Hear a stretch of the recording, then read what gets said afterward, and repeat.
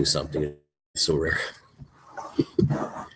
Hi, everybody. Good morning. We are now on chapter 28, and we're in the middle of discussing from Ma'amar Heichaltzu of the Rebbe Rashab, the fifth Lubavitcher Rebbe, the primal progression of the rhythm of how HaKadosh Baruch Hu creates, which is through a series of concealment and revelation, that each stage of creation requires a concealment in order to be able to then create a world which is on a lower state. Because if there was not a concealment, then, to use the metaphor of light, the light is too overwhelming for there to be created a world which is on a lower state. Or to use the analogy of the teacher and the student, which is a useful analogy, right? In order for the teacher to reveal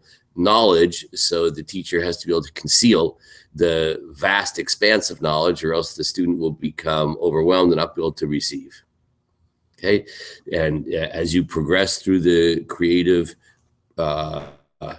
process from stage to stage, from world to world, it's this rhythm of concealment creation, or to use the terminology that we used in the past few days, the idea of tzimtzum, right, concealment, which then allows for just a residue of the light, which is the nikudah. But out of that nikudah then comes the kav, this line, this radiant line of thin light, the thin blue line, this light, which then creates the next world. Okay, so now chapter 21. Achine kol ze eino shayach rak kasher hutzrach liot bechinat hashpa'a v'hamshacha me'etzmut or Ein Sof Baruch Hu b'shul sheyeh bechinat mekor klali lehishtalshlut olamot me'ayin liyesh. All this applies only when there is a necessity that there be a flowing out from the essence of the divine light of the infinite, in order that there should be a source for the general aspect of the devolution of the world coming into existence from nothing to something. Was that English? That in the beginning there has to be a tzimtzum, as we said before, or else the light is overwhelming. It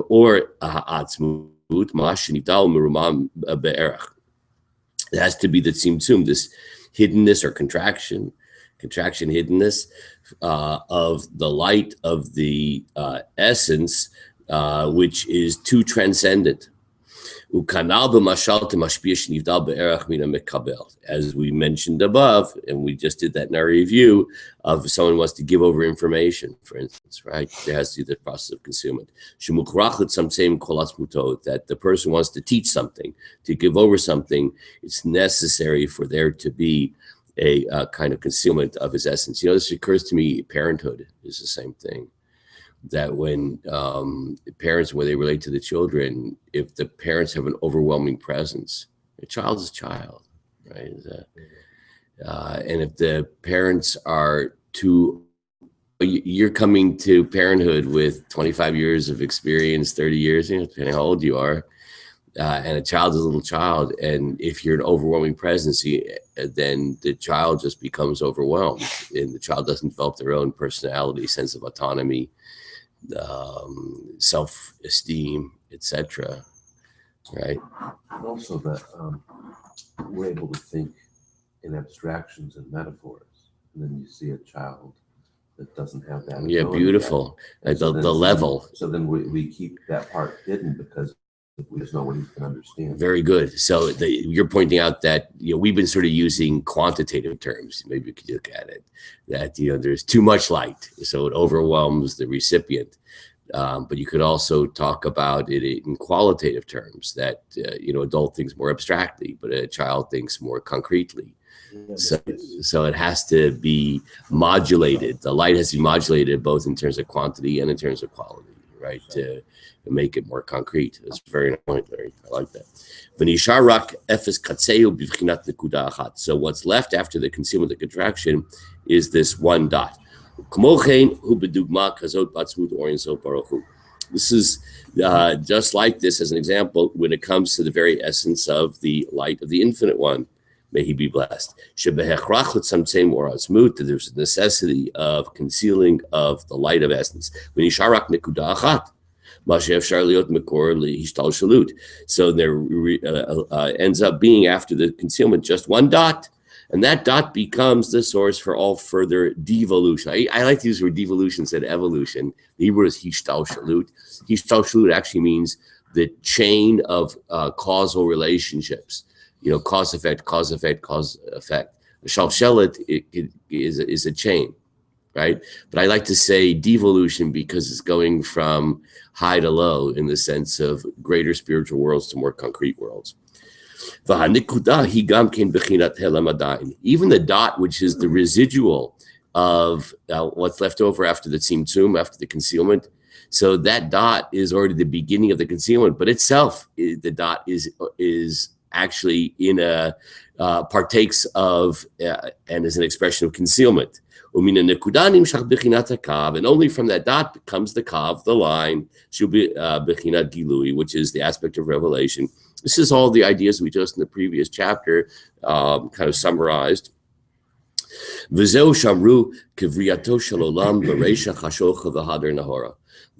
what we explained the sages say in the Kabbalistic texts, that the way that the world is created is, in the beginning there is darkness and afterward is light. Perush. So what does that mean? Kivriyato shalolam. That the way the world is created, dafka kasher balichlal hashpa'a liot nikra mashpia mi lamala mata. That when the world goes through this top-down aspect of creation, there has to be a kind of a radical skipping. So there has to be this hiddenness, which is concealment, and afterwards light, that there is an aspect of the residual, and then there's the revelation of the line. Okay. I just want to point out that he used a word that we haven't used in the past, I don't think, delug. Delug means to skip. You see, on an ultimate level, you can't have creation which will be an expression of simple cause and effect. So let's take a look at a kind of, I don't know why I'm thinking of this analogy, but if you're playing pool, right? So you take your cane over there and you use it because you don't have your pool stick cue. I knew there was a word for it, a cue. So and you hit a ball, okay, and then that ball hits a ball, and that ball hits another ball, and that ball hits another ball, and that ball hits another ball until the 8 ball goes into the pocket. Okay, and then you feel great. So you have another beer. So when you do things like that, so that's also a kind of diminishment gradually from ball to ball, right? You have sort of had the great cosmic energy coming from the cue, right? And then there's this diminishment, and Larry over here, former physicist, could discuss this idea of the kinetic energy as it goes from the one ball to the other, and there's a sort of diminishment. So that's not quite an accurate analogy, the notion of diminishment as you go from one stage to the other, one ball hitting the other ball, hitting the other ball, because that actually, there's a kind of relationship which exists between each stage of one ball hitting the other ball, right? But ultimately, when you're talking about atzmut or Ein Sof, the essence of the infinite light, at a certain point, there's got to be a delug. A delug means not a gradual cause and effect, the kinetic energy flowing down the chain, just going through a kind of a diminishment at each stage, but there has to be a radical skipping. Why? Because at a certain point, especially at the very first stage, going from infinite to finite, right? Think about that for a second. Infinite to finite. You can't go from infinite to finite in a gradual progression. There is no, and I think this is, the former mathematicians here can explain this. Even in math, you cannot go from infinite to finite gradually, right? There's a deluge. So to go from the infinite essence of HaKadosh Baruch Hu to the created world requires a deluge, a kind of a radical skipping. Okay, sort of like the opposite of an explosion, a rapid contraction. Mm-hmm. So, but the only point I want to make is that this idea of deluge, right? It's not like it's not just each step a little bit more concealed, right? And then a revelation when they see, well, there has to be this deluge, this kind of skipping. See, this progression of concealment, or I should say, concealment, revelation is at every single step. So just like it happens in the world of Atzilut, which is the highest spiritual world, in terms of the creation of all worlds, it also is true with Biyah. Biyah is Bri'ah, Yitzirah, Asiyah, right? There are four worlds: Atzilut, Bri'ah, Yitzirah, Asiyah.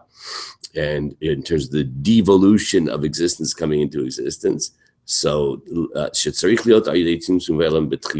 each of those four worlds is a kind of repetition of the same pattern that brought into existence the highest spiritual worlds. You see, the pattern of concealment, revelation happens at each stage of creation. So he's using the notion of the four worlds, and each of the four worlds coming into existence is kind of a replay of the primal creation. V'hadunim shach gilui or b'biyah, right? That there's the contraction, and then there is the revelation of the light going down into the next spiritual worlds. We'll skip the parentheses.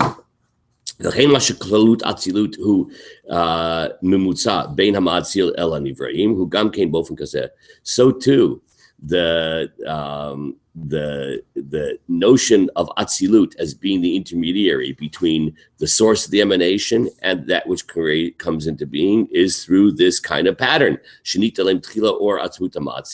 That there is initially the hidingness of the essence of the source of the emanation. There's only a dot which is left over. And that is the dot of Chokhmah, Yud D'Shem Havaya, the Yud of Hashem's name. This is really a very nice summary of everything we've been discussing so far. And only that can then come arise out of that revelation. But that dot, that Chokhmah, the Yud of Hashem's name, is still partakes of and is essentially a realm of hiddenness. Only through Binah is the notion of revelation dimensionality, as we explained in the past. Ot Hey. And that's the Hey of Hashem's name. The Hey of Hashem's name. That's dimensionality. So what is the Kav then? The Kav actually, if I understood properly, that's the Hey. Right? That's the flowing into the Hey. Okay. It flows into. Yeah. The Kozehu Kamoshin Nasem Makor Lolamot. And all this is how there is a source for all worlds. But before creation, Hashem and his name were one. There was no flowing down into concrete existence. There was only God in his essence, God in his infinity, in his utter transcendence. That it didn't come to the level of flowing down from his essence to any kind of concrete reality.